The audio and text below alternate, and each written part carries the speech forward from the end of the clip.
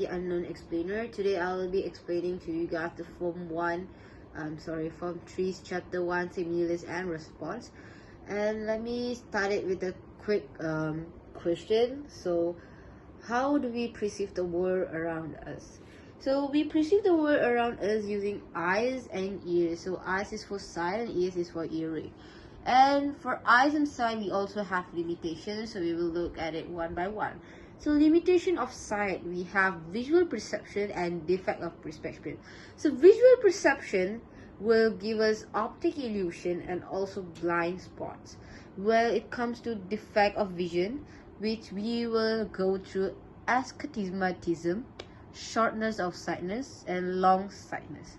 So devices that overcome limitations of sight is basically, so whenever we can't see small objects, so we use microscope to see small objects such as bacteria, and inability to see distant objects such as space, stars, so we use a telescope.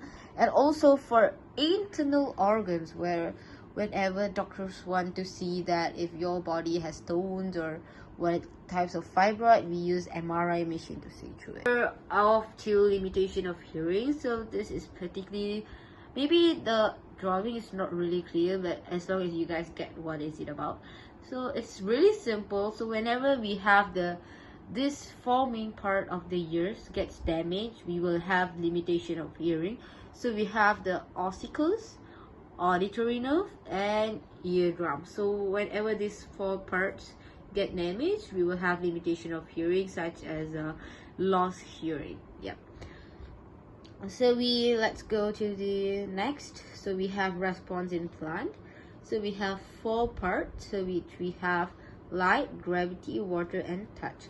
So basically, directional response slows down to the tropism. So what are the tropism is actually the light is basically the phototropism, the gravity is basically the geotropism, the water is hydrotropism, and the touch is thigmotropism. And let's go to the next part. So growing toward the stimulus is actually called the positive tropism, and growing away from the stimulus is actually the negative tropism. So let's see an example over here. So as you can see, the roots that actually grow towards the ground, which is the ground is the stimulus, and that is called the positive tropism. So whenever these branches that grow sideways is actually the negative tropism. So nastic movement is something that reacts really quickly. So this is where the touch, where the thigmotropism takes a part. So we have the type of leaf or plant, I'm not really sure about that. Whenever we touch it, it reacts really quick and shrink itself.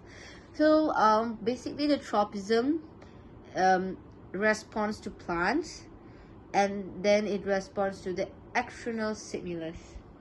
So tropism in plants, we have phototropism, hydrotropism, and geotropism. These are the three main parts of the tropism.